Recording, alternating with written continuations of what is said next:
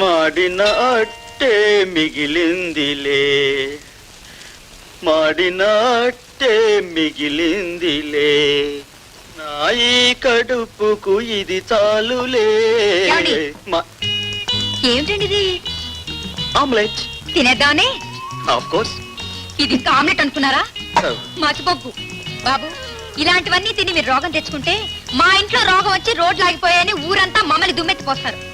నీకు పుణ్యం ఉంటుంది గాని మమ్మల్ని 10 మంది నోళ్లలో పారేయకండి. Range Petra.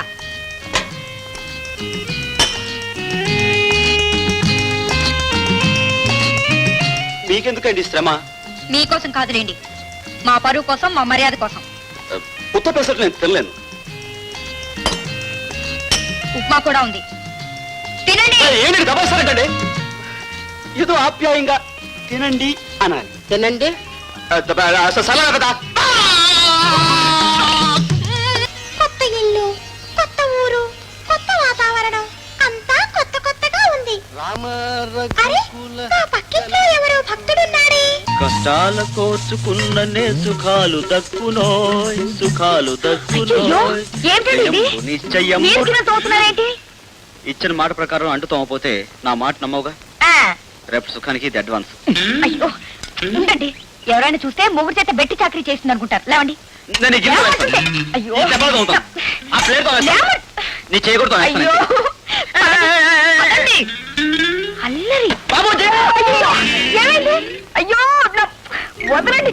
అయ్యో అయ్యో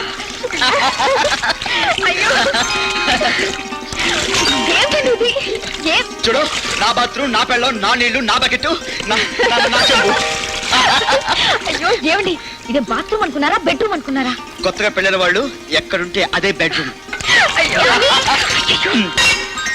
అయ్యో ఏమిటి చేద్దాం? ఓ పంచి తినండి.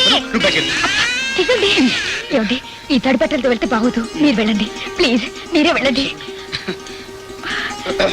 ఏమండి ఏమండి ఏమండి ఏమండి ఆవిడ ఎక్కడండి? ఏవిడండి? మీ ఆవిడండి. మా ఆవిడ ఏమండి? నిన్న పెరిగి అడిగారు, తీసుకొచ్చాను. ఆవిడ ఎక్కడా? మరి వంటింట్లో ఉన్నారా? వంటింట్లో లేదండి, పెరట్లో బట్టలు ఆడేసుకుంటుందండి. ఓహో, బట్టలు కూడా ఆడేసుకుందండి. బయట ఉన్నట్లుందండి. అలాగే. బయట కూడా లేనట్లుందండి. మరి ఎక్కడున్నారండి? అదండి పాపం, నాకు అర్థం కావట్లేదు. బాత్రూమ్ మాత్రం అసలు లేదండి. నా మీద వచ్చండి. సర్లేండి, ఈ పెరుగుంచండి, నేను మళ్ళీ వస్తాను. మళ్ళీ వస్తానండి.